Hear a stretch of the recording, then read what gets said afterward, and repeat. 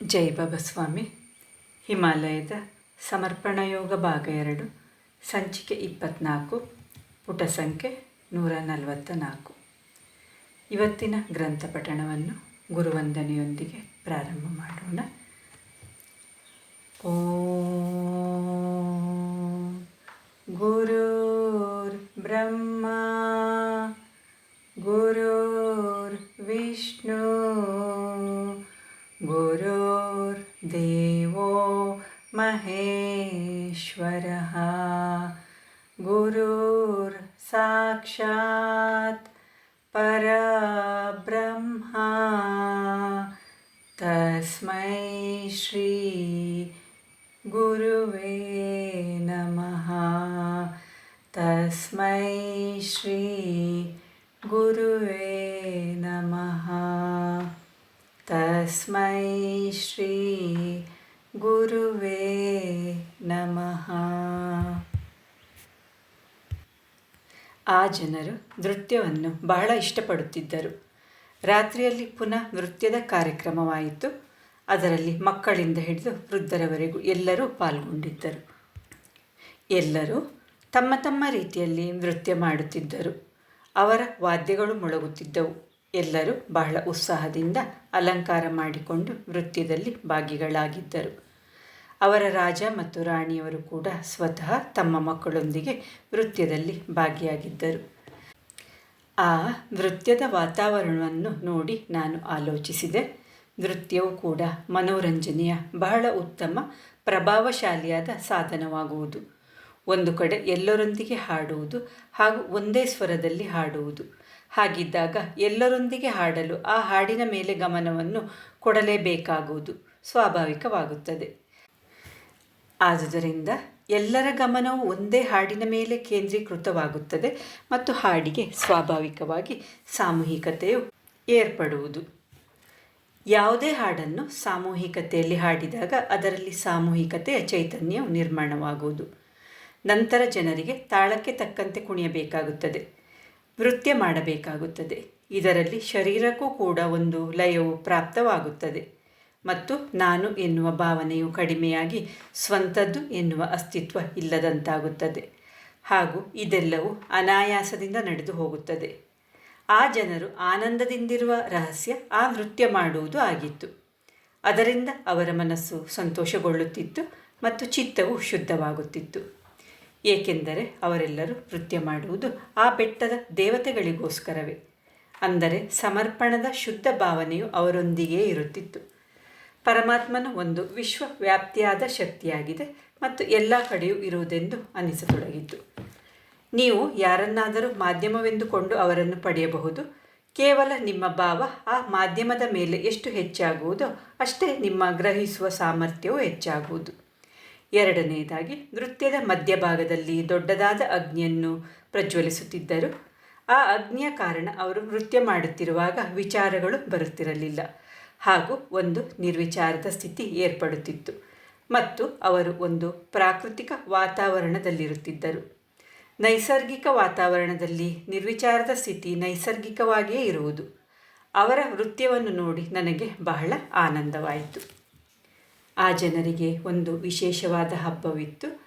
ಆ ದಿನ ಒಂದು ವಿಶಿಷ್ಟವಾದ ಪಂಗಡದ ಜನರು ತಮ್ಮ ಹೊಸ ಮನೆಯನ್ನು ಕಟ್ಟಿಕೊಳ್ಳುತ್ತಿದ್ದರು, ಹೊಸದಾದ ವಸ್ತುಗಳನ್ನು ಕೂಡಿಸಿಕೊಳ್ಳುತ್ತಿದ್ದರು ಮತ್ತು ಆ ಹಬ್ಬದ ಸಮಯದಲ್ಲಿ ತಮ್ಮ ಹಳೆಯ ಮನೆಯನ್ನು ವಸ್ತುಗಳ ಸಮೇತ ಅಗ್ನಿಗೆ ಆಹುತಿ ಮಾಡುತ್ತಿದ್ದರು. ತಮ್ಮ ಬಟ್ಟೆಗಳವರೆಗೂ ಉರಿಸಿಬಿಡುತ್ತಿದ್ದರು. ಆನಂತರ ತಮ್ಮ ಹೊಸ ಬಟ್ಟೆಗಳೊಂದಿಗೆ ತಮ್ಮ ಹೊಸ ಮನೆಯಲ್ಲಿ ಪ್ರವೇಶ ಮಾಡುತ್ತಿದ್ದರು. ಇದೇ ರೀತಿ ಪ್ರತಿ ವರ್ಷವೂ ಆ ಹಬ್ಬದ ಸಮಯದಲ್ಲಿ ಮಾಡುತ್ತಲೇ ಇದ್ದರು. ಇದರ ಹಿಂದಿರುವ ಅವರ ಉದ್ದೇಶ ಎಲ್ಲ ಭೌತಿಕ ವಸ್ತುಗಳು ನಾಶವಾಗಬಹುದೆಂಬುದಾಗಿತ್ತು. ನಾವು ಇವುಗಳ ಉಪಯೋಗವನ್ನು ಮಾಡುತ್ತಾ ಮಾಡುತ್ತಾ ಅವುಗಳಿಗೆ ಹೊಂದಿಕೊಂಡು ಬಿಡುತ್ತೇವೆ ಮತ್ತು ತಿಳಿದೋ ತಿಳಿಯದೆಯೋ ಆ ಎಲ್ಲ ವಸ್ತುಗಳೊಂದಿಗೆ ನಮ್ಮ ಸಂಬಂಧ ಆಗಿ ಹೋಗುತ್ತದೆ. ಆ ವಸ್ತುಗಳ ಮೇಲಿನ ಮೋಹವನ್ನು ಬಿಡುವುದಕ್ಕೋಸ್ಕರವೇ ಅವುಗಳನ್ನು ತ್ಯಜಿಸಿ ಬಿಡುತ್ತಿದ್ದರು ಮತ್ತು ತ್ಯಾಗ ಮಾಡುವಾಗ ಪರಮಾತ್ಮನ ಹೆಸರಿನಲ್ಲಿ ಮಾಡುತ್ತಿದ್ದರು. ಅಗ್ನಿಗೆ ಸಮರ್ಪಿಸುತ್ತಿದ್ದರು, ಅಂದರೆ ಪರಮಾತ್ಮನಿಗೆ ಸಮರ್ಪಿಸುತ್ತಿದ್ದರು. ಎರಡನೆಯದಾಗಿ, ಮತ್ತು ಹೊಸ ವಸ್ತುಗಳು ಹೊಸ ಮನೆಗಳು ಮನಸ್ಸಿಗೆ ಸಂತೋಷವನ್ನು ಕೊಡುತ್ತಿದ್ದವು ಹಾಗೂ ಜೀವನದಲ್ಲಿ ಹೊಸತನವನ್ನು ತರುತ್ತಿದ್ದವು. ಹೊಸತನ ಬದಲಾವಣೆಯು ಮನುಷ್ಯನ ಮನಸ್ಸಿಗೆ ಸಂತೋಷವನ್ನುಂಟು ಮಾಡುತ್ತದೆ. ಅದು ಒಂದು ರೀತಿಯ ಬದಲಾವಣೆಯೂ ಕೂಡ ದೊರಕುತ್ತಿತ್ತು. ಈ ಪ್ರಕಾರ ಆ ಪಂಗಡದ ಎಲ್ಲ ಜನರು ಒಂದು ದಿನ ಎಲ್ಲರೂ ಕೂಡಿ ಹೊಸ ಮನೆಗಳನ್ನು ಪ್ರವೇಶ ಮಾಡುತ್ತಿದ್ದರು. ಈ ಹಬ್ಬವನ್ನು ಅವರು ಸಾಮೂಹಿಕತೆಯಲ್ಲಿ ಆಚರಿಸುತ್ತಿದ್ದರು. ಹಬ್ಬದ ಸಮಯಕ್ಕೆ ಯಾರದ್ದಾದರೂ ಮನೆ ಪೂರ್ಣವಾಗಿಲ್ಲದಿದ್ದರೆ ಉಳಿದ ಎಲ್ಲ ಜನರು ಸೇರಿ ಆ ಮನೆಯನ್ನು ಆ ದಿನಕ್ಕಿಂತ ಮೊದಲು ಪೂರ್ಣಗೊಳಿಸಲು ಸಹಾಯ ಮಾಡುತ್ತಿದ್ದರು. ಅಂದರೆ ಈ ನೆಪದಲ್ಲಿ ಅವರು ಒಬ್ಬರಿಗೊಬ್ಬರು ಪರಸ್ಪರ ಒಂದಾಗಿದ್ದರು. ಆ ಜನರಲ್ಲಿ ಒಬ್ಬ ಮನುಷ್ಯನಿಗೆ ಒಬ್ಬರಿಗಿಂತ ಹೆಚ್ಚು ಪತ್ನಿಯರು ಕೂಡ ಇರುತ್ತಿದ್ದರು ಮತ್ತು ಎಲ್ಲ ಪತ್ನಿಯರು ಒಂದೇ ಮನೆಯಲ್ಲಿ ಒಟ್ಟಿಗೆ ಇರುತ್ತಿದ್ದರು. ಪತ್ನಿಯರ ಕಾರ್ಯಗಳು ಕೂಡ ಹಂಚಲ್ಪಟ್ಟಿದ್ದವು. ಒಬ್ಬಳು ಪತ್ನಿಯು ಅಡಿಗೆ ಮನೆಯ ಕೆಲಸವನ್ನು ನೋಡಿಕೊಳ್ಳುತ್ತಿದ್ದಳು, ಒಬ್ಬಳು ಪತ್ನಿಯು ಮನೆಯ ಕೆಲಸಗಳನ್ನು ನೋಡಿಕೊಳ್ಳುತ್ತಿದ್ದಳು. ಆಗ ಇನ್ನೊಬ್ಬ ಪತ್ನಿಯು ಹೊಲದ ಅಥವಾ ಪಶುಪಾಲನೆಯ ಕೆಲಸಗಳನ್ನು ನೋಡಿಕೊಳ್ಳುತ್ತಿದ್ದಳು. ವೃದ್ಧ ಜನರಿಗೂ ಯೌವನದ ಪತ್ನಿಯರು ಇದ್ದರು. ಅವರು ಹೇಳುತ್ತಿದ್ದರು, ವೃದ್ಧ ಮನುಷ್ಯನಿಗೆ ಯೌವನದ ಹುಡುಗಿಯ ಜೊತೆ ಸಂಬಂಧವಾದರೆ ಅವನು ಹೆಚ್ಚು ಕ್ರಿಯಾಶೀಲನಾಗುತ್ತಾನೆ ಮತ್ತು ಅವನ ಆಯಸ್ಸು ಜಾಸ್ತಿಯಾಗುತ್ತೆ ಹಾಗೂ ಹೆಚ್ಚು ಸಮಯದವರೆಗೂ ಯುವಕನಾಗಿರುತ್ತಾನೆ. ಆದುದರಿಂದ ಸಾಧಾರಣವಾಗಿ 15-20 ವರ್ಷಗಳ ಅಂತರದಲ್ಲಿ ಮದುವೆಗಳನ್ನು ಮಾಡಿಕೊಳ್ಳುತ್ತಿರುತ್ತಾರೆ. ಅಂದರೆ ಒಬ್ಬ 15 ವರ್ಷದವನಾಗಿದ್ದಾಗೆ ಒಂದು ಮದುವೆ, 31 ವರ್ಷವಾದಾಗ ಇನ್ನೊಂದು ಮದುವೆ, 51 ವರ್ಷವಾದಾಗ ಇನ್ನೊಂದು ಮದುವೆಯಾಗುತ್ತಿತ್ತು. ಯಾರು ಎಷ್ಟು ಮದುವೆ ಮಾಡಿಕೊಳ್ಳಬೇಕೆಂಬ ನಿಯಮವೇನೂ ಇರಲಿಲ್ಲ ಮತ್ತು ಪತಿ ಪತ್ನಿಯರ ವಯಸ್ಸುಗಳಲ್ಲಿ ಸಾಕಷ್ಟು ಅಂತರವನ್ನು ನೋಡಬಹುದಾಗಿತ್ತು. ಎಷ್ಟು ಪತ್ನಿಯರನ್ನು ಇಟ್ಟುಕೊಳ್ಳಲು ಸಾಧ್ಯವೋ ಅಷ್ಟು ಪತ್ನಿಯರನ್ನು ಇಟ್ಟುಕೊಳ್ಳುತ್ತಿದ್ದ. ಯಾವ ಮಗು ಯಾವ ಪತ್ನಿಯದೆಂದು ಗುರುತಿಸುವುದು ಕಷ್ಟವಾಗುತ್ತಿತ್ತು. ಅಷ್ಟೊಂದು ಅನ್ಯೋನ್ಯವಾಗಿ ವಾಸಿಸುತ್ತಿದ್ದರು. ಚಿಕ್ಕ ಮಕ್ಕಳು ತಮ್ಮ ತಾಯಿಗಿಂತ ಹೆಚ್ಚಾಗಿ ಬೇರೆ ತಾಯಂದಿರ ಜೊತೆಯಲ್ಲೇ ಇರುತ್ತಿದ್ದರು. ಇನ್ನೊಬ್ಬ ತಾಯಿಯು ಕೂಡ ತನ್ನದೇ ಮಗುವೆಂದೇ ಹೇಳುತ್ತಿದ್ದಳು. ನಾನು ಕೆಲವು ವೇಳೆ ಈ ಮಗುವಿನ ತಾಯಿ ಯಾರೆಂದು ಗೊಂದಲಕ್ಕೊಳಗಾಗುತ್ತಿದ್ದೆ. ನನ್ನ ಗೊಂದಲವನ್ನು ನೋಡಿ ಆ ತಾಯಂದಿರು ನಗುತ್ತಿದ್ದರು. ಆ ತಾಯಂದಿರಿಗೆ ನಾನು ಕೂಡ ಹೇಳುತ್ತಿದ್ದೆ, ಸ್ತ್ರೀಯ ಪೂರ್ಣವಾದ ಸ್ವರೂಪವು ತಾಯಿಯದ್ದೇ ಆಗಿರುತ್ತದೆ. ಅವಳು ಎಂದಿಗೂ ತಾಯಿಯೇ ಆಗಿರುತ್ತಾಳೆ ಮತ್ತು ತಾಯಿಯಾಗಲು ಅವಳಿಗೆ ಮಕ್ಕಳಿರಲೇಬೇಕಾದ ಅವಶ್ಯಕತೆ ಇಲ್ಲ. ತಾಯಿಯಾಗುವುದು ಸ್ತ್ರೀಯ ಮೂಲ ಸ್ವಭಾವವಾಗಿದೆ ಮತ್ತು ಯಾವಾಗ ಆ ಸ್ವಭಾವಕ್ಕೆ ಹೊಂದಿಕೊಳ್ಳುತ್ತಾಳೋ ಆಗ ಒಳಗಡೆಯಿಂದ ಒಂದು ಚೈತನ್ಯದ ಪ್ರಭಾವ ಹೊರಡುತ್ತದೆ. ಆ ಚೈತನ್ಯವು ಅವಳ ಮೂಲ ಸ್ವರೂಪದ ಕಾರಣದಿಂದಲೇ ನಿರ್ಮಾಣವಾಗುತ್ತದೆ. ಮಕ್ಕಳಿಗೆ ಜನ್ಮ ಕೊಡುವುದೋ ಒಂದು ಶಾರೀರಿಕ ಕ್ರಿಯೆಯಾಗಿದೆ ಹಾಗೂ ತಾಯಿಯಾಗುವುದು ಸ್ತ್ರೀಯ ಮೂಲ ಸ್ವಭಾವವಾಗಿದೆ. ಆದುದರಿಂದ ಮಕ್ಕಳಿರಲಿ ಅಥವಾ ಇಲ್ಲದಿರಲಿ ಸ್ತ್ರೀಯು ತಾಯಿಯೇ ಆಗಿರುತ್ತಾಳೆ. ಆದುದರಿಂದ ಪ್ರತಿಯೊಬ್ಬ ಸ್ತ್ರೀಯು ತಾಯಿಯಾಗಿದ್ದಾಳೋ ಅಥವಾ ಇಲ್ಲವೋ ಅವಳು ಸ್ವಾಭಾವಿಕವಾಗಿ ಅವಳು ತಾಯಿಯೇ ಆಗಿರಬೇಕು. ಆಗಲೇ ಅವಳು ತನ್ನ ಪ್ರಾಕೃತಿಕ ರೂಪದಲ್ಲಿ ಪ್ರಾಕೃತಿಕ ಸ್ವಭಾವದಲ್ಲಿರುತ್ತಾಳೆ. ಸ್ತ್ರೀಯು ಎಷ್ಟು ಪ್ರಾಕೃತಿಕ ಸ್ವಭಾವದವಳಾಗಿರುತ್ತಾಳೋ ಅಷ್ಟು ಪರಮಾತ್ಮನ ಹತ್ತಿರದಲ್ಲಿರುತ್ತಾಳೆ ಹಾಗೂ ಪರಮಾತ್ಮನ ಹತ್ತಿರ ಎಷ್ಟು ಇರುತ್ತಾಳೋ ಅಷ್ಟು ಶುದ್ಧ ಹಾಗೂ ಪವಿತ್ರಳಾಗಿರುತ್ತಾಳೆ.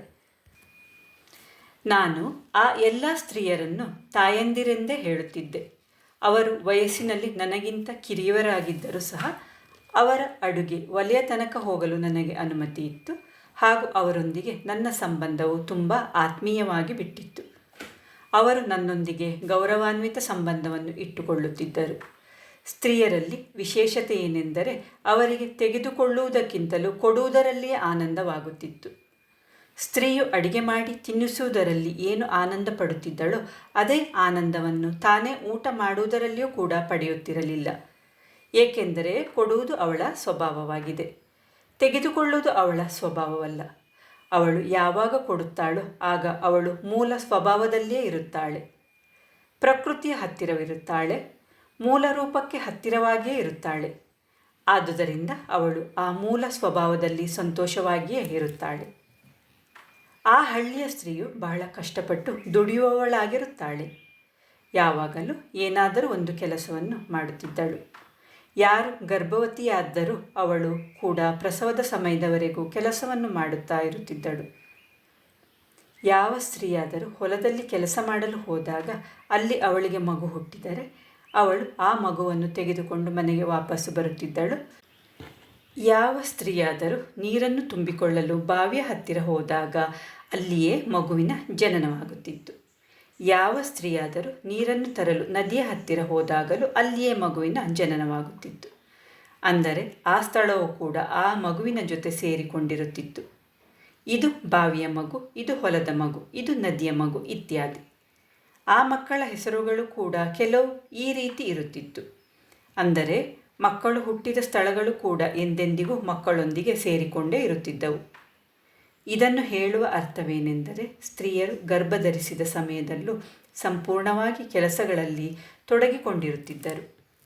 ಆದರೆ ಸಾಮಾನ್ಯವಾಗಿ ಗರ್ಭಿಣಿಯಾಗಿರುವ ಸ್ತ್ರೀಯ ಹತ್ತಿರ ಯಾರಾದರೂ ಒಬ್ಬ ಸ್ತ್ರೀಯು ಯಾವಾಗಲೂ ಇರುತ್ತಲೇ ಇದ್ದಳು. ಅವಳನ್ನು ಎಂದಿಗೂ ಒಂಟಿಯಾಗಿ ಬಿಟ್ಟಿರುತ್ತಿರಲಿಲ್ಲ. ಉಳಿದ ಎಲ್ಲ ಪತ್ನಿಯರು ಆ ಸ್ತ್ರೀಯ ಮೇಲೆ ಗಮನವಿಟ್ಟಿರುತ್ತಿದ್ದರು. ಎಲ್ಲ ಪತ್ನಿಯರು ಹೆಚ್ಚಾಗಿ ಕೂಡಿಕೊಂಡೇ ಇರುತ್ತಿದ್ದರು. ಈ ರೀತಿ ಹಲವು ಆದಿವಾಸಿಗಳು ಗರ್ವದಿಂದ ತಮ್ಮ ಹುಟ್ಟಿದ ಸಂದರ್ಭವನ್ನು ಹೇಳುತ್ತಿದ್ದರು. ಸ್ವಾಮೀಜಿ, ನಾನು ಈ ಬಾವಿಯ ಹತ್ತಿರವೇ ಹುಟ್ಟಿದ್ದೆ. ಸ್ವಾಮೀಜಿ, ನಾನು ನದಿಯ ಹತ್ತಿರವೇ ಹುಟ್ಟಿದೆ. ನನ್ನ ಜನನ ಈ ನದಿಯಲ್ಲಿ ನನ್ನ ತಾಯಿಯು ಸ್ನಾನ ಮಾಡುತ್ತಿದ್ದಾಗ ಆಯಿತು. ಅವರು ಆ ನದಿಗಳಿಗೂ ಕೂಡ ಗೌರವ ಅರ್ಪಿಸುತ್ತಿದ್ದರು. ಅಂದರೆ ಅವರು ಹುಟ್ಟಿದ ಸ್ಥಳಗಳ ಮೇಲೂ ಅವರ ಸಂಬಂಧಗಳು ಉಂಟಾಗುತ್ತಿದ್ದವು. ಚಿಕ್ಕ ಮಕ್ಕಳು ಹೆಚ್ಚಾಗಿ ನಗ್ನರಾಗಿಯೇ ಓಡಾಡುತ್ತಿದ್ದರು ಮತ್ತು ಹೆಚ್ಚು ಶಕ್ತಿವಂತರಾಗಿರುತ್ತಿದ್ದರು. ಚಿಕ್ಕ ಮಕ್ಕಳು ಕೂಡ 2 ಕೈಗಳಲ್ಲೂ ದೊಡ್ಡ ದೊಡ್ಡ ತೆಂಗಿನಕಾಯಿಗಳನ್ನು ತೆಗೆದುಕೊಂಡು ನನಗೆ ಕೊಡಲು ಬರುತ್ತಿದ್ದರು. ಆ ಜನರು ಮಾಂಸಾಹಾರಿಗಳಾಗಿದ್ದರು. ಆದರೆ ದಿನವೂ ತಿನ್ನಲು ಮಾಂಸ ಸಿಗುವ ಸಂಭವ ಇರುತ್ತಿರಲಿಲ್ಲ. ಆದರೆ ಅವರು ಏನು ಮಾಡುತ್ತಿದ್ದರೆಂದರೆ ಮಾಂಸದ ಒಂದು ತುಂಡನ್ನು ತಮ್ಮ ಊಟದಲ್ಲಿ ಮುಂದುಗಡೆ ಇಡುತ್ತಿದ್ದರು ಮತ್ತು ಅದನ್ನು ನೋಡುತ್ತಲೇ ಊಟ ಮಾಡುತ್ತಿದ್ದರು. ಮತ್ತು ಊಟ ಮಾಡಿದ ಮೇಲೆ ಕೊನೆಯಲ್ಲಿ ಆ ಮಾಂಸದ ತುಂಡನ್ನು ತಿಂದು ಬಿಡುತ್ತಿದ್ದರು. ಅಂದರೆ ಅವರಿಗೆ ನಾನು ಮಾಂಸದ ಜೊತೆಯಲ್ಲಿ ಊಟ ಮಾಡಿದೆನೆಂಬ ಸಮಾಧಾನವು ದೊರಕುತ್ತಿತ್ತು. ಒಂದು ಸಾರಿ ನಾನು ಹಳ್ಳಿಯವರೊಂದಿಗೆ ಮೇಲುಭಾಗದಲ್ಲಿರುವ ಬೆಟ್ಟಕ್ಕೆ ಹೋಗಿದ್ದೆ. ಅಲ್ಲಿ ಬಹಳಷ್ಟು ಹಿಮದ ಗಡ್ಡೆಗಳು ಈಗಲೂ ಹರಡಿಕೊಂಡಿದ್ದವು. ಅವರುಗಳು ಒಂದು ಜಿಂಕೆಯನ್ನು ಕೊಂದು ಅದನ್ನು ಹಿಮದೊಳಗೆ ಮುಚ್ಚಿಟ್ಟಿದ್ದರು ಮತ್ತು ಪ್ರತಿದಿನವೂ ಸ್ವಲ್ಪ ಕತ್ತರಿಸಿಕೊಂಡು ತಿನ್ನುತ್ತಿದ್ದರು. ನಾನು ಅಲ್ಲಿಗೆ ಹೋದಾಗ ಅವರು ಆ ಜಿಂಕೆಯ ಮಾಂಸದ ಒಂದು ತುಂಡನ್ನು ನನಗೂ ಕೊಟ್ಟರು.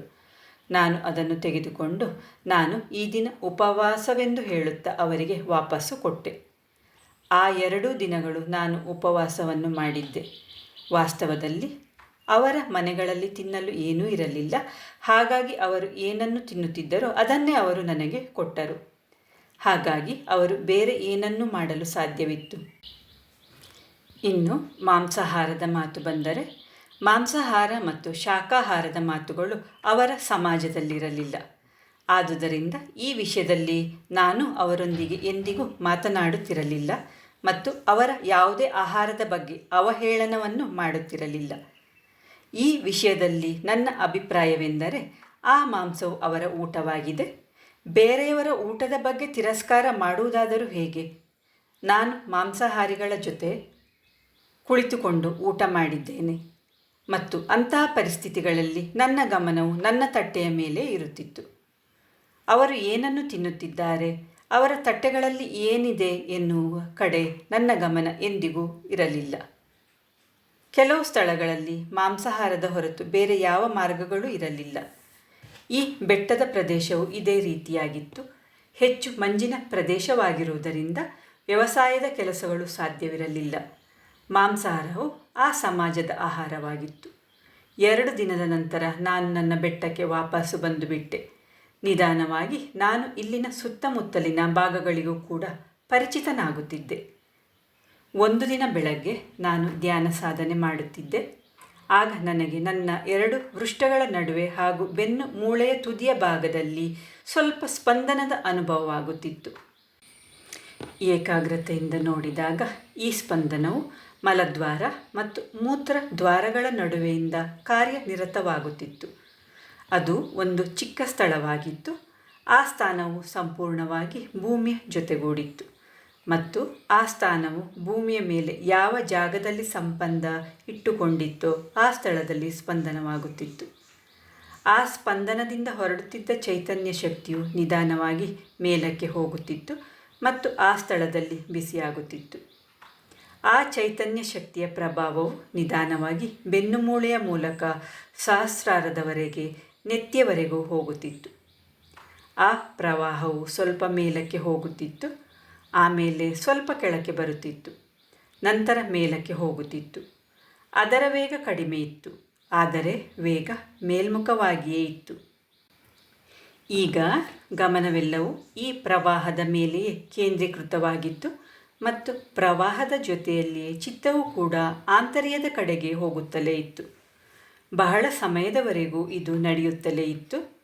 ಆ ತರುವಾಯ ನಿಧಾನವಾಗಿ ಅದೆಲ್ಲವೂ ನೆತ್ತಿಯ ಭಾಗದ ಮೇಲೆ ಕೇಂದ್ರೀಕರಣವಾಗತೊಡಗಿತು ಮತ್ತು ನಿಧಾನವಾಗಿ ಪ್ರವಾಹವು ಮಂದಗಮನೆಯಾಗಿ ನಿರ್ಮಾಣವಾಗತೊಡಗಿತು. ಆ ಶಕ್ತಿಯ ಪ್ರವಾಹದ ಕ್ರಿಯೆಯು ಕಡಿಮೆಯಾಗತೊಡಗಿತು. ಅದರ ವೇಗವು ಕಡಿಮೆಯಾಗತೊಡಗಿತು. ನಿಧಾನವಾಗಿ ಕೆಳಗಡೆ ಆಗುತ್ತಿದ್ದ ಸ್ಪಂದನವೂ ಕೂಡ ಕಡಿಮೆಯಾಗತೊಡಗಿತು ಮತ್ತು ಅವು ಕೂಡ ಆ ಪ್ರವಾಹದಲ್ಲಿ ವಿಲೀನವಾಗುತ್ತಿತ್ತು. ಕೆಳಗಿನ ಸ್ಥಾನದಲ್ಲಿ ಒಂದು ದೊಡ್ಡ ಚಿಮ್ಮುವ ಚಿಲುಮೆ ಇದೆ ಮತ್ತು ಅದು ಮೇಲಕ್ಕೆ ಹೋಗುತ್ತಾ ಹೋಗುತ್ತಾ ಮಂದಗತಿಯನ್ನು ಪಡೆದುಕೊಂಡಿತೆಂಬ ಭಾವನೆ ಬರುತ್ತಿತ್ತು. ಆನಂತರ ಎಲ್ಲವೂ ಶಾಂತವಾಯಿತು ಮತ್ತು ಕೆಳಗಿನಿಂದ ಮೇಲಿನವರೆಗೆ ಒಂದು ರೀತಿಯ ಶಾಂತವಾದ ಪ್ರವಾಹವಾಗಿ ಹೋಯಿತು. ಎಲ್ಲವೂ ಶಾಂತವಾಯಿತು ಮತ್ತು ಯಾವಾಗ ನಾನು ಧ್ಯಾನದ ಸ್ಥಿತಿಗೆ ತಲುಪಿದೆನೆಂದು ನನಗೆ ತಿಳಿಯಲೇ ಇಲ್ಲ. ಹಾಗೂ ಎಚ್ಚರಗೊಂಡಾಗ ಸಂಜೆಯಾಗಿತ್ತು. ಸಮಯವಾಗಿದ್ದು ಕೂಡ ತಿಳಿಯಲಿಲ್ಲ. ನಾನು ನೋಡಿದಾಗ ಕೆಲವು ಹೂಗುಚ್ಛಗಳನ್ನು ಮುಂದೆ ದೂರದಲ್ಲಿಟ್ಟಿದ್ದರು. ಅಂದರೆ ಹಳ್ಳಿಯ ಕೆಲವರು ನನ್ನನ್ನು ನೋಡಲು ಬಂದಿದ್ದರು ಮತ್ತು ನಾನು ಧ್ಯಾನದಲ್ಲಿದ್ದುದನ್ನು ನೋಡಿ ದರ್ಶನವನ್ನು ಮಾಡಿಕೊಂಡು ವಾಪಸ್ಸು ಹೊರಟು ಹೋಗಿದ್ದರು. ಅವರೆಲ್ಲರಿಗೂ ಒಂದು ಒಳ್ಳೆಯ ಸ್ವಭಾವವಿತ್ತು.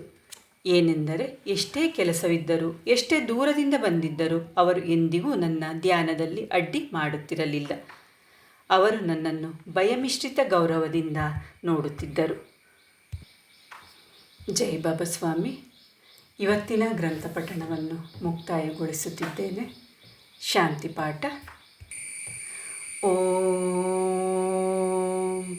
ದ್ಯೋ ಶಾಂತಿ ಅಂತರಿಕ್ಷಗುಂ ಶಾಂತಿ ಪೃಥ್ವೀ ಶಾಂತಿ आपः शान्तिः औषधयः शान्तिः वनस्पतयः शान्तिः विश्वे देवः शान्तिः ब्रह्मशान्ति सर्वगुं शान्ति शान्तिरेव शान्ति सा मां शान्तिरेधि.